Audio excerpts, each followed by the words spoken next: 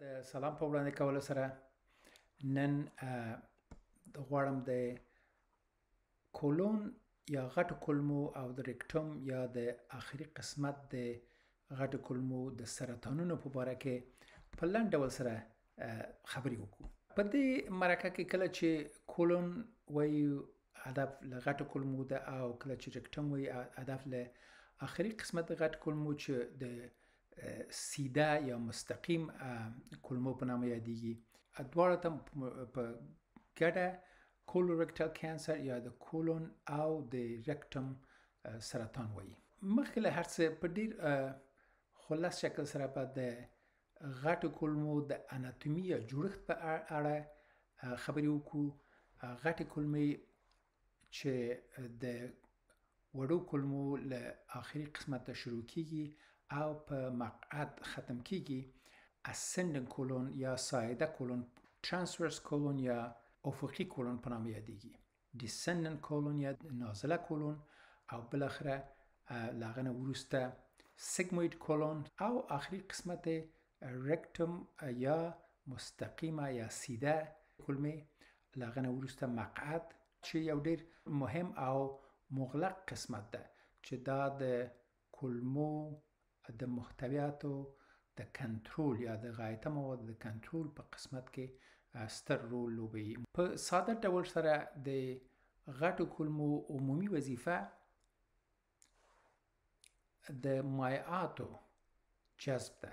اوس په لنډ ډول سره کوي چې سرطان، لکه چې ټول تاسو پوهیږئ، سرطان د حجراتو انقسام یا تکسر په هغه شکل سره ده چې کنټرول له لاسه وتلی، یعنی غیر قابل کنټرول شکل سره ده تکسر کوي یا تقسیمیږي، دې ته سرطان وایي. او په غټو کولمو کې کولورکټل یعنی د غټو کولمو سرطانونه په مجموعي توګه په نام د کولورکټل کانسر یادیږي. کولورکټل کانسر دوم سرطان ده چې زیات تشخیص کیږي او همدارنګه د هضمي جهاز تر ټولو عام سرطان کولورکټل سرطان ده. په خواشني سره چې د دې سرطان پیښې یا شیوع په ځوان نسل کې مخ په زیاتېدو ده.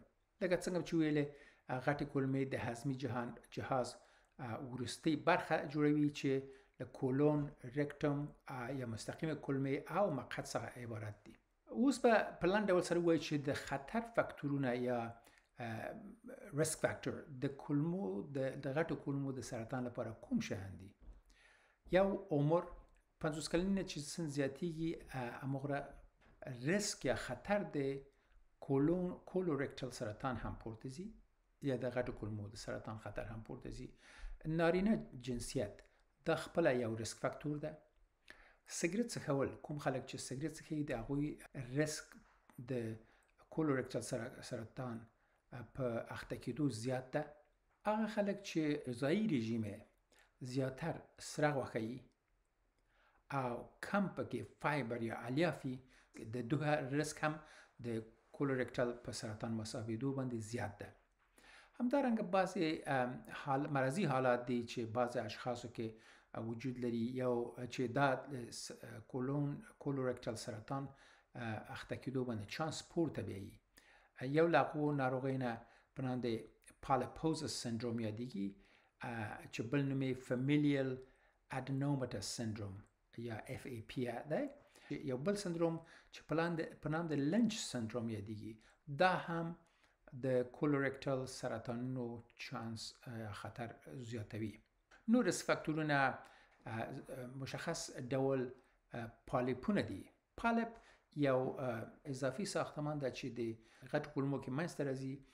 دا په شکل د اوښکې یا په شکل د یو د اوبو یو ډراپ چې دا هم مختلف انواع لري، چې یو نوع چې په نام د ادنوماتس پالیپ ده، دا خطر د کولمو د غټو کولمو د سرطان چانس یا ریسک پورته بیایي. همداراز هغه خلک چې د کولمو د سرطان سابقه لري، دوی هم ریسک د اخته کېدو زیات ده.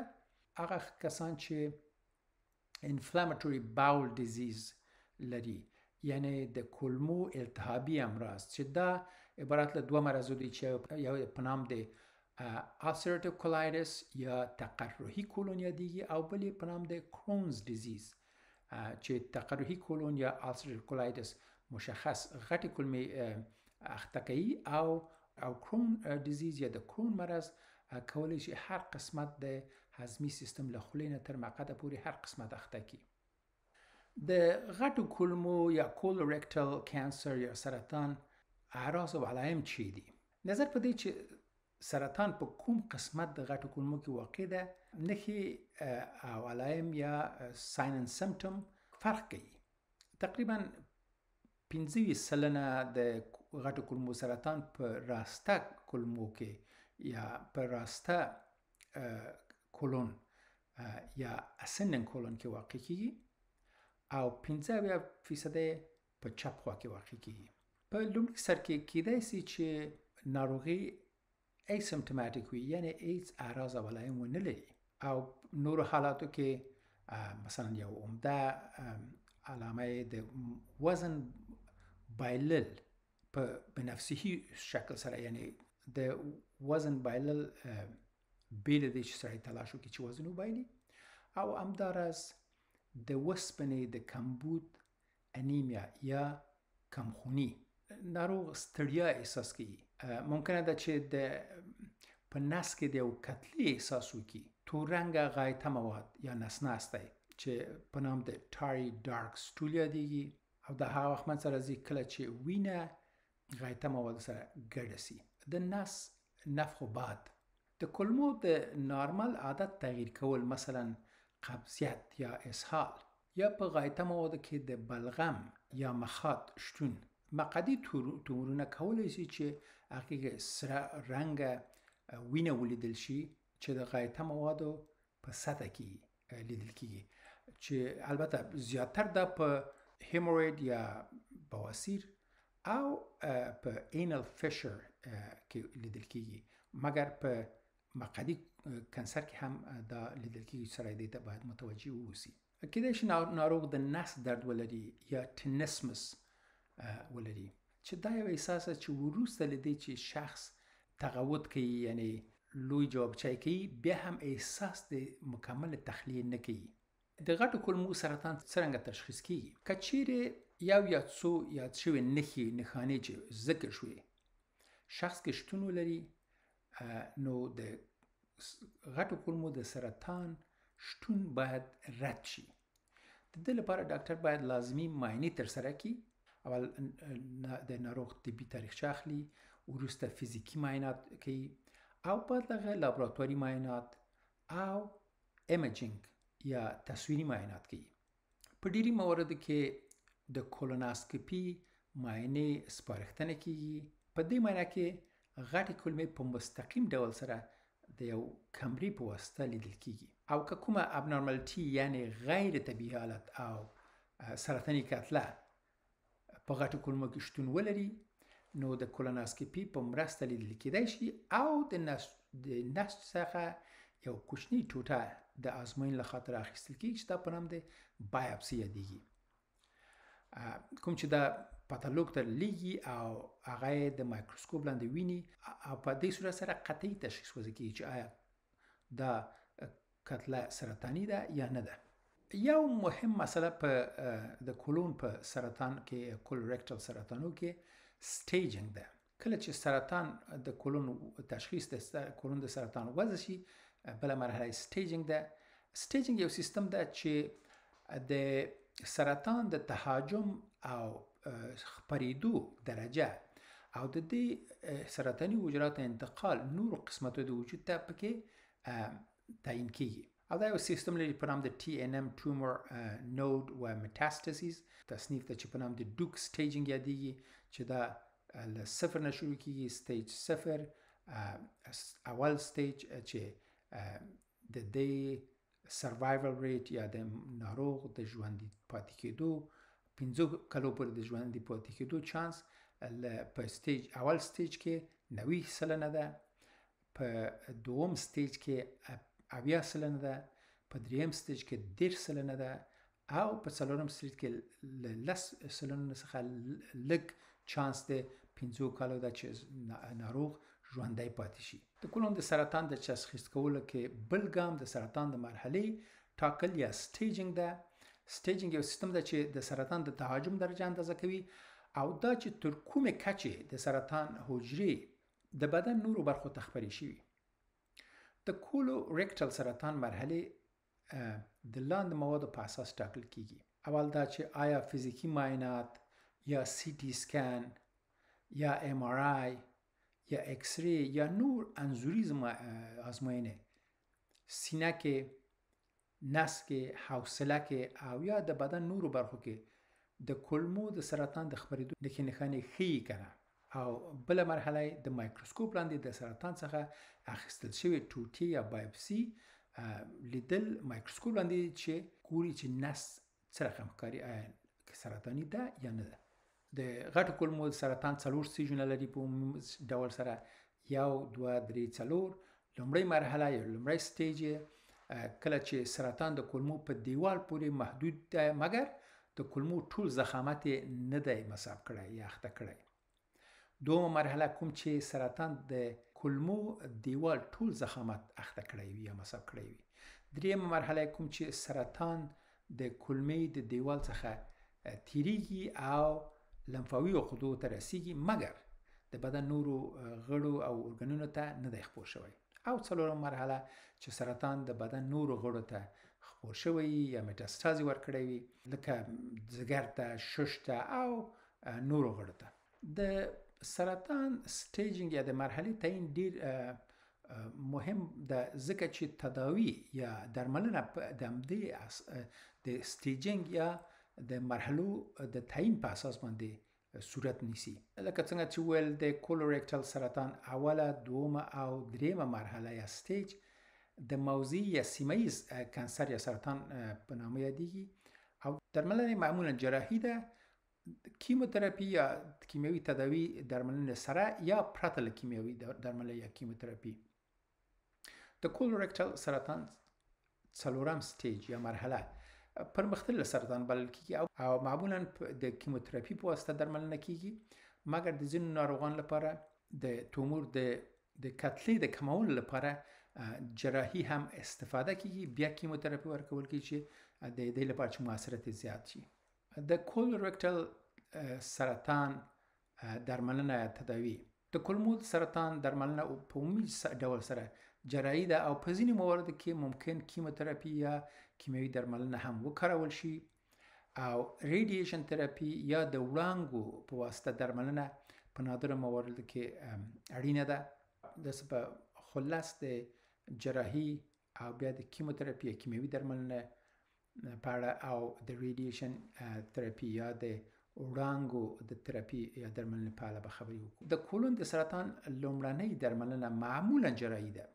په جراحي عملیات کې د کولون یا غټو کولمو هغه برخه چې په سرطان اخته شوي او شاوخوا نسجونه لرې کیږي او د ساحې د شاوخوا لمفاوي عقدات د مایکروسکوپ معایناتو ترسره کیږي ترڅو معلومه شي چې آیا سرطان د کولون څخه بهر د بدن نورو برخو ته هم رسیدلی او که نه.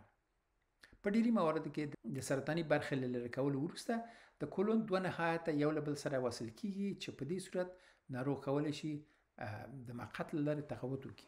په ځینو نورو مواردو کې کله چې د کولمو د بریالي بیرته ګنډلو امکان لږ وي او یا که التهاب په ساحه کې ډیر شدید وي نو په لومړني عملیات کې د کولمو نهایات سره نه ګنډل کیږي ترڅو چې د التیام یا شکیدو لپاره کافي وخت پیدا شي. نو په دې حالت کې جراح د کولون هغه نهایات په ځینو مواردو کې د کوچني کولمو یا الیوم نهایت د نس دیوال سره وصل کوي، چاته یو سوری جوړوي او دا نهایت وصل کوي په موقتي ډول سره. البته دا فوهه یا سوری دا په نام د آستومي یادیږي. چیرته چې کولون د نس جدار کې وصل شوی دا په نام د کولاستومي یادیږي او که الیوم یا د وړو کولمو نهایي قسمت په د نس جدار سره وصل شوی دا په نام د الیاستومي یادیږي. چې د یوې ځانګړې خریطې یا کڅوړې په واسطه دا پوښل کیږي چې هلته غایطه مواد په دې کڅوړه کې راټولیږي او ناروغ له دې طریقه دفع د غایطه موادو کوي. دا د آستومي فوهه یا سوری اکثرا موقتی، معمولا د کولمو 2 نهایت وروسته له 2 میاشتو او یا د کیموتراپي د درملنې له بشپړېدو وروسته دا به بیرته سره وصل کیږي. او په ځینې مواردو کې د کولاستومي فوهه دایمي وي چې تر څو چې ناروغ ژوندی ده د همدې طریقه به د مواد غایطه دفع کوي. د ناروغ لپاره د کولاستومي قبولول ښایي ډیر مشکل او سخت وي، ولې په دې هکله پوهاوی او د شاوخوا خلکو همکاري او پوهې سره ناروغ کولی شي د کولاستومي سره ژوند کولو ته عادت وکړي. په دې کار کې د ټیم همکاري او کوښښ چې د جراح، انکالوژیست یا د سرطان متخصص او د آستومي نرس څخه جوړ دی، د ناروغ او د هغه د کورنۍ لپاره پوهاوی او لارښوونه او د آستومي څخه مراقبت په برخه کې خورا مهم او جوړونکی رول لري. البته د دې ترڅنګ ډیر معلوماتي پاڼې او ویب سایټونه هم شتون لري چې ناروغ کولی شي یا دوستان کولی شي د پوهاوی له دغه منابع سرچینو څخه لاسته راوړي. بل کیموتراپي یا دوایي درملنه. کیموتراپي عبارت د دوایي درملنه څخه ده چې د سرطان وده بطی کوي یا ورو کوي او یا سرطان بالکل له منځه وړي. ځینې وختونه کې حتی کله چې تومور د جراحي پلوه لرې شوی هم وي، د سرطان حجرې لا هم کیدای شي چې پاتې وي، چې د سرطان د بیرته راګیزېدو یا د بیرته راتلو چانس ډیروي، کوم چې دې ته د سرطان بیا راګرځېدنه یا ریلپس یا ریکرنس وایي. ځینې ناروغانو کې کیموتراپي کولی شي پاتې سرطاني حجرې له منځه یوسي او د بشپړې درملنې یا روغېدو امکان ډیر کړي. دې ډول کیموتراپي ته اجوونټ تراپي یا ضمیموي درملنه وایي، په دې معنی چې د معالجي جراحي څخه وروسته طبي درملنه ورکول کیږي. دا هغه وخت ده چې تومور په بشپړ ډول د جراحي په واسطه له وجود څخه لرې شوی وي.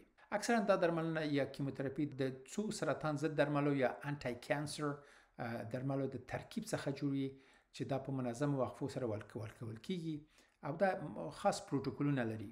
او دا درمل معمولا د رګونو له لارې یا انټروینس طریقه ورکول کیږي او په ځینو مواردو کې د څو درملو ترکیب پر ځای د خولې له لارې د ټابلیټ په بڼه ورکول کیږي. د دوی نظر په دې چې سرطان په کومه مرحله یا سټیج کې ده، کیموتراپي کولی شي 3 تر 6 میاشتو پورې ورکول شي.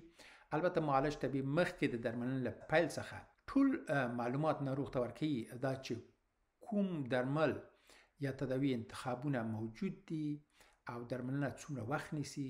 همداراز طبیب مخکې د درملنې د احتمالي اختلاطاتو یا عوارضو په هکله هم ناروغ ته پوره پوهاوی ورکوي. کوم ناروغان کیموتراپي ته ضرورت لري؟ کیموتراپي معمولا په هغه ناروغانو کې سپارښتنه کیږي چې د کولون سرطان په 3م سټیج یا مرحله کې وي، یعنی چې سرطان لمفاوي عقدو ته خپور شوی وي، او همدارنګه په یو شمېر ناروغانو کې چې سرطان 2م سټیج یا مرحله کې وي، یعنی چې سرطان د کولمو بشپړ ضخامت اخته کړی وي مګر لمفاوي عقدات نه وي اخته کړي، دې کې هم سپارښتنه کیږي. د کولون سرطان ناروغانو کې چې په لومړي سټیج یا مرحله کې قرار لري، کیموتراپي سپارښتنه نه کیږي په کوم کې چې سرطان د غټوکولمو دیوال پورې محدود وي، بیل دې چې د دیوال ټول ضخامت اخته کړی وي. دا ډیره مهمه ده چې د کیموتراپي درملنه د ګټو، زیانونو، احتمالي جانبي عوارضو په اړه ناروغ ته مخکې پوره پوهاوی ورکړل شي. کیموتراپي په هغه مواردو کې توصیه کیږي چې د کیموتراپي ګټې د هغه له زیانونو څخه ډیرې وي. جانبي عوارض معمولا اسهال، استفراغ یا کانګې کول، د ویښتو له لاسه ورکول، عصبي تخریبات یا نرو ډیمیج یا نور داسې جانبي عوارض. البته ضرور نه ده چې ټول ناروغان نو کې ټول جانبي عوارض ولیدل شي. په ځینې مواردو کې چې کیموتراپي یا درملنه زیانونه د هغه له ګټو څخه زیات وي، کیموتراپي نه توصیه کیږي. په جراحي تداوی کې د کولمو هغه برخه چې په سرطان اخته وي له نږدې یا لرې لمف نودونو یا لمفاوي عقداتو سره له بدنه ښکل کیږي. البته جراحي تداوی هم په دې اړه لري چې سرطان د کولمو په کوم قسمت کې او داراز په کومه مرحله یا سټیج کې قرار لري. همداراز درملنه وروسته له جراحي چې کیموتراپي بعد له جراحي دا ته په نام د پوسټ اپریټیو تراپي یا اجوونټ تراپي هم وایي. دا معمولا توصیه کیږي. بل فالو اپ ټریټمنټ یا وروسته له دې چې ناروغ د درملنې څخه وروسته شفاخانې نه رخصت کیږي، دا ډیر مهم ده چې ناروغ په مشخصو وقفو کې د ډاکټر وزت ته راسي چې هلته لازم معاینات یا تعقیبه معاینات اجرا کیږي څو چې د سرطان د احتمالي عود یا بیرته راستنېدو څخه مخنیوی وشي. په همدې ډول تعقیبیه کولونوسکوپي هم په دې معایناتو کې اجرا کیږي. په ابتدا کې کولونوسکوپي هر 1 کال بعد او که نارملی بیا وروسته هر 3 تا 5 کال بعد کولونوسکوپي اجرا کیږي د ناروغانو سره. البته ناروغان چې د ریکټم یا مستقیمه غټوکولمي سرطان لري، دغه فاصله د معایناتو پکې کمی، یعنی زر نظر نور ته زر معاینه کیږي. او دا معاینات مختلف معاینات دي، مثلا کولونوسکوپي چې ټول کولون پکې د یو کمرې او ټیپ واسطه له مقعد داخل کیږي او ټول کولون د کمرې په واسطه په سکرین کې لیدل کیږي. یا فلکسوګمیډاسکوپي ده چې دا د هاف کولونوسکوپي هم وایي چې تنه د کې ریکټم، سیګموید او ډیسندنګ کولون معاینات کیږي. بل معاینه پټ سکان ده، پوزیټرون امیشن توموګرافي یا پټ سکان معاینات چې اجرا کیدای شي. بیریم ده او الټراساوند، دا معاینات دي چې نظر په مختلف ناروغانو کې دا مختلف معاینات اجرا کیدای شي. په لومړني 2-3 کالو کې ډاکټر هر 3 تر 6 میاشتو ناروغ ویني، وروسته له هغه 6 میاشتې بیا هر 1 کال. او د کې علاوه د دې چې د ناروغ شکایت اوري، ډاکټر فزیکی معاینات کوي.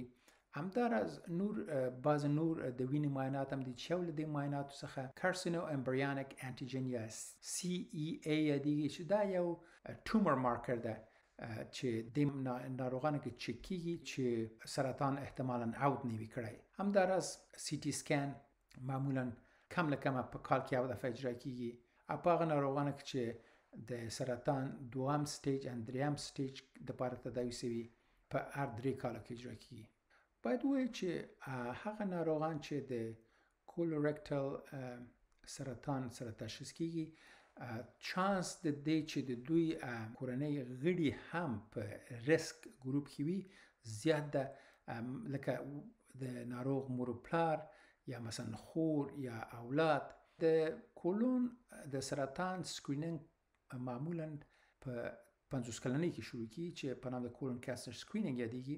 اما که یو شخص فامیلی تاریخچه ولري، مثلا مور یا پلار یا ورور یا خور یا اولاد کورنۍ نږدې غړي سرطان سره تشخیص شوي په ځوان سن کې، مثلا د 18 نه کم سن کې، دوی هم باید سکرینینګ کولونوسکوپي ورشکه په اجرا شي. او که د یو شخص د کورنۍ څخه 2 عضو یا 2 غړي د کولون د سرطان سره تشخیص شوي، مهم نه ده چې په کوم سن کې، دوی کورنۍ اعضاو هم باید سکرینینګ وشي، یعنی معاینات د کولونوسکوپي ورڅخه وشي.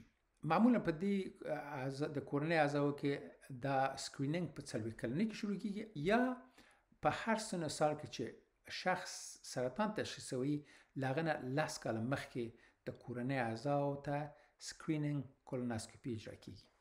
البته څنګه چې پیږي چې په نارمل صورت د سکرینینګ کولونوسکوپي له 50 کلنۍ تر 15 کلنۍ پورې توصیه کیږي. همداراز بعضې ژنتیکي یا ارثي حالاتو کې چې خطر د کولون د سرطان پورته بیایي، یو لنچ سندروم ده چې دا په نام د hereditary non-polyposis colon cancer یادیږي، او یا familial adenomatous polyposis. هغه خلک چې کورنۍ قوي تاریخچه کولون د سرطان ولري باید خپل معالج ډاکټر سره مشوره وکړي څو دوی جنیټیک کاونسلینګ ته ولیږي چې هلته کولی شي د ارثي یا جنیټیک ټسټونو په اړه خبرې وکړي چې آیا دوی هغه جنیټیک یا ارثي ټسټونه لازم دي چې اجرا شي که نه. هیله ده چې دا معلومات مو ګټور موندلی وي. ټولو ته ښه شپه او ورځ غواړم. الله مو مل شه.